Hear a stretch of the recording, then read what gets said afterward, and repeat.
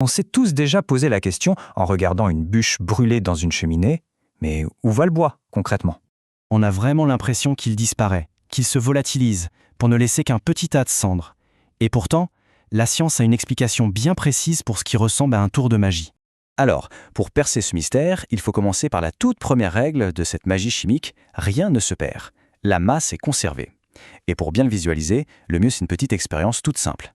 Imaginez un peu la scène. Des scientifiques prennent un flacon, ils mettent 2 produits chimiques dedans et surtout, ils le ferment hermétiquement. Rien ne peut ni entrer ni sortir. Ils posent le tout sur une balance de haute précision et notent le poids. Ils mélangent ensuite les produits. Ça pétille, ça bouillonne, bref, une réaction chimique a bien lieu. Et le résultat? Eh bien, c'est assez incroyable. La masse est restée pile la même. 160 grammes au début, 160 grammes à la fin. Pas 1 milligramme de perdu. Ce principe, c'est une des pierres angulaires de la chimie moderne. On l'appelle la loi de la conservation de la masse. Ça nous ramène à la célèbre phrase d'Antoine Lavoisier « Rien ne se perd, rien ne se crée, tout se transforme ». D'accord. Mais alors, si la masse ne change pas, qu'est-ce qui se transforme exactement? Pour le comprendre, il faut changer d'échelle. Il faut zoomer, beaucoup zoomer, jusqu'au niveau des atomes. Le vrai secret, ce n'est pas que la matière disparaît. Non, c'est qu'elle se réorganise. Les atomes qui la composent trouvent juste de nouveaux partenaires. Il faut voir ça comme une sorte de danse. Au début du bal, on a d'un côté un atome de carbone, tout seul, et de l'autre, une molécule de dioxygène, qui est en fait un couple de 2 atomes d'oxygène. Faisons l'inventaire. Avant la réaction, on a bien un atome de carbone et 2 atomes d'oxygène. La réaction se produit, et à la fin de la danse, qu'est-ce qu'on a?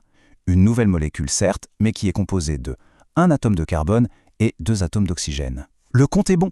Et voilà le point absolument fondamental. Les briques de base, les atomes, sont toujours les mêmes, en même nombre et de même nature, avant et après. La seule chose qui change, c'est la façon dont elles sont assemblées.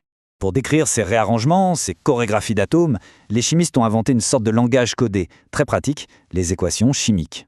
Voilà à quoi ça ressemble. C pour le carbone, O2 pour le dioxygène, la petite flèche, elle veut dire se transformant, et à la fin, on a CO2, le dioxyde de carbone. Cette équation-là, on dit qu'elle est équilibrée parce que le compte des atomes est juste de chaque côté. Oui, mais parfois l'équation qu'on écrit au brouillon ne respecte pas cette règle d'or. Et là, il faut la corriger. C'est là que le travail du chimiste commence vraiment. Équilibrer une équation, c'est un peu comme faire de la comptabilité pour les atomes. On doit s'assurer que chaque atome qui est entré dans la réaction se retrouve bien à la sortie.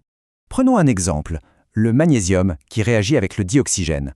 On part avec un magnésium, on arrive avec un magnésium. Jusque-là, tout va bien.